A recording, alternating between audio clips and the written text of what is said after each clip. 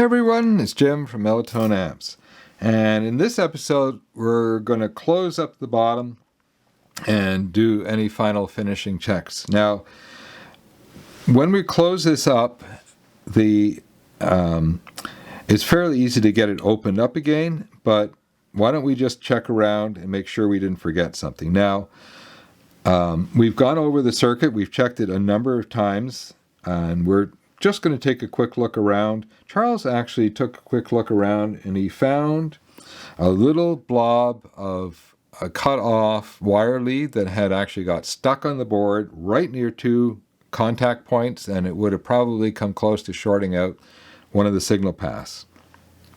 So I like to take a very bright light and really just shine it around and look for trouble. And you'd be surprised at what you can find when you look. Now, we're unplugged here. There's no power coming in, and I've already discharged. And I can see this cap is just leaning a little bit, and I'm just going to move it over slightly. You know, the cases here are not conductive, but still.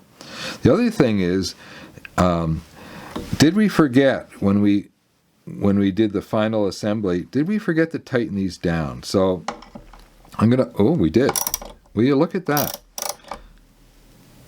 Now, don't over torque these because it is just an M3 brass thread. So those are on tight. So I just forgot those two. So these we snugged down hard. What about over here? Did we do these? We did.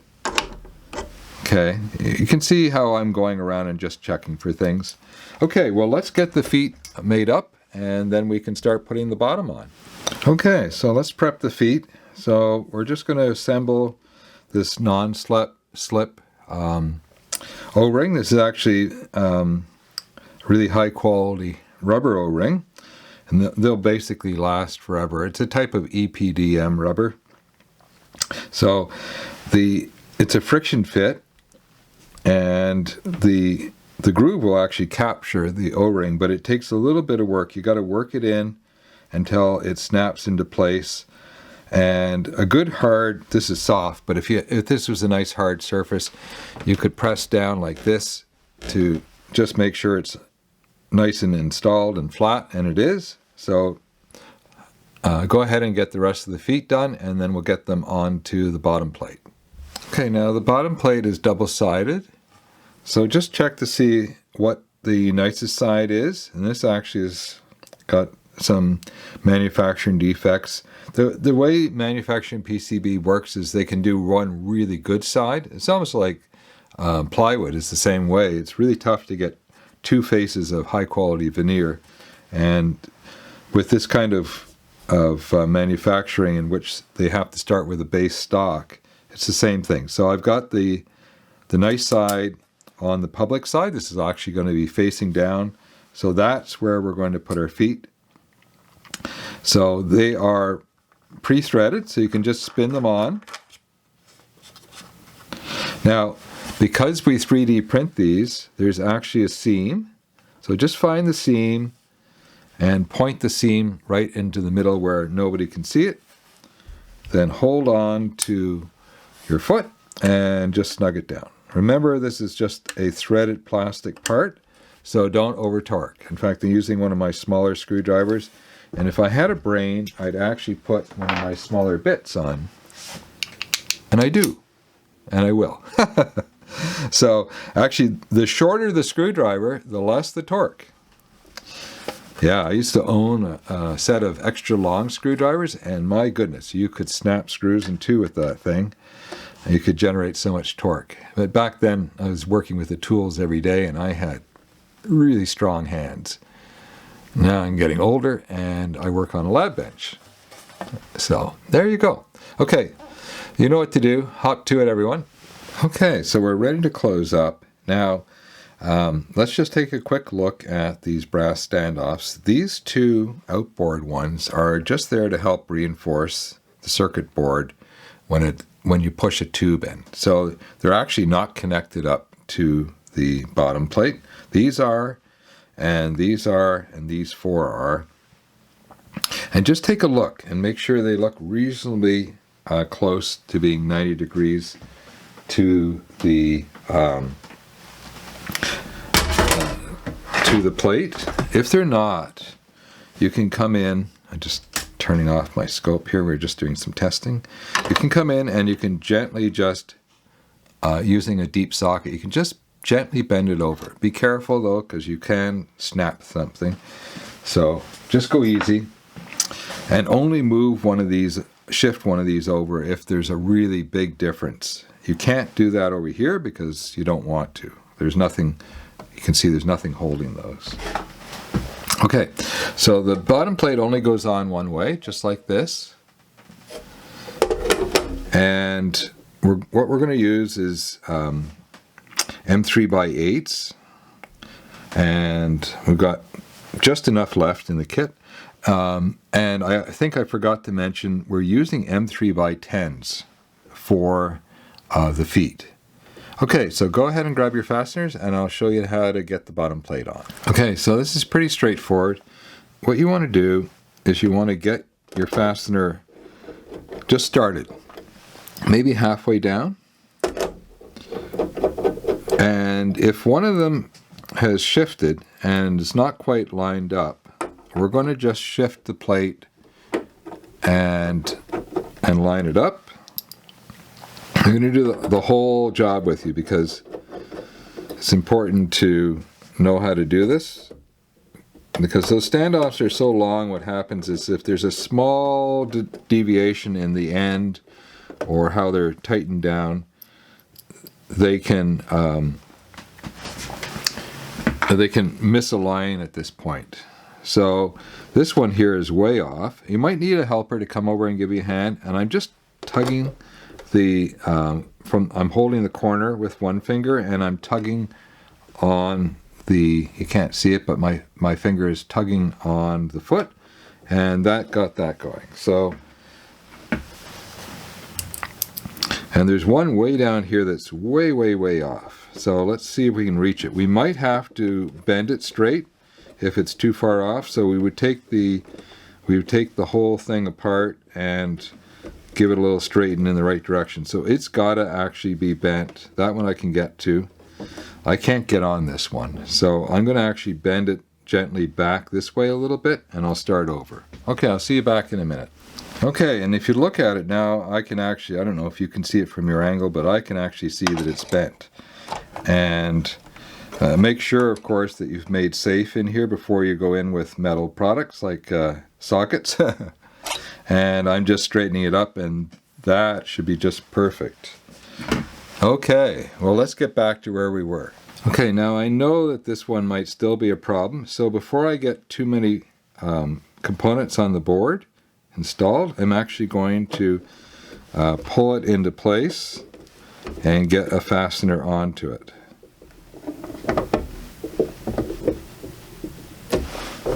And there we go. Okay.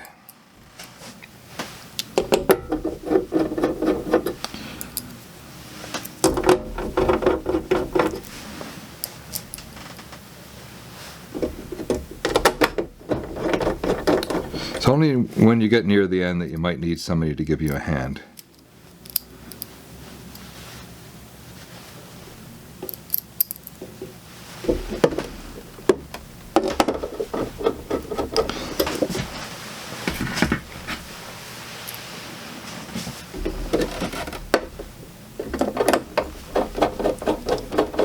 Okay, my kingdom for one more M3x8 fastener. Oh, I see it. We put extra fasteners in the kit because it's so easy to lose these or misplace them.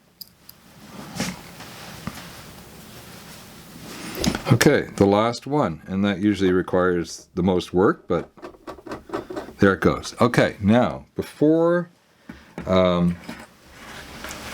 we tighten everything down, and I'm just going to grab my last fasteners here.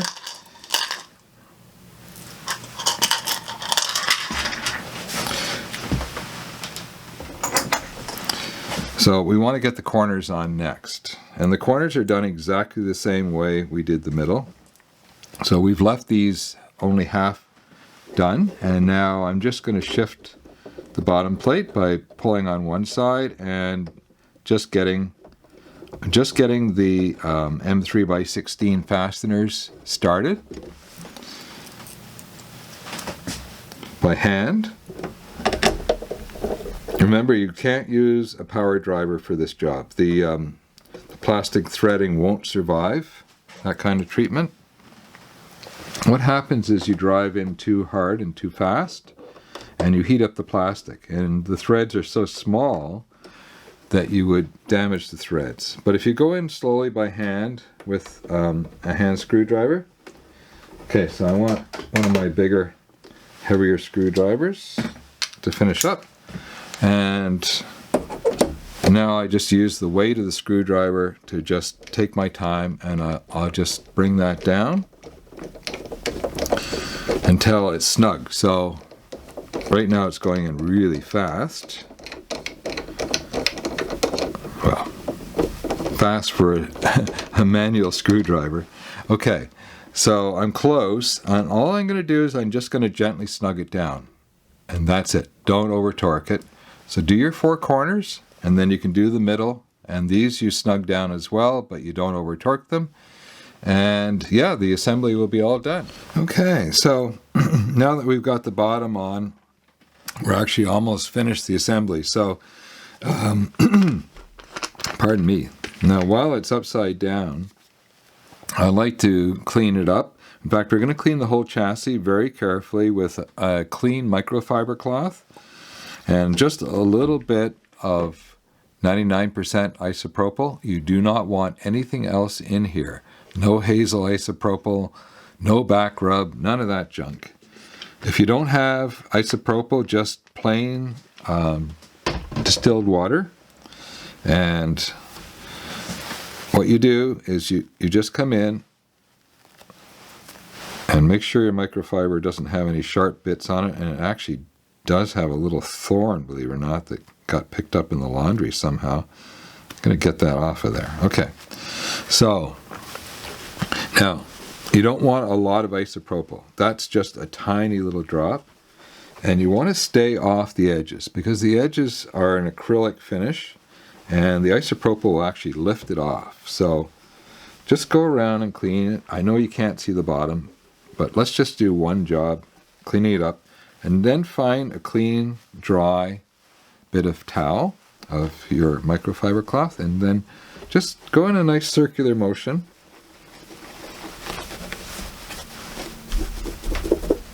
There, that looks a lot better.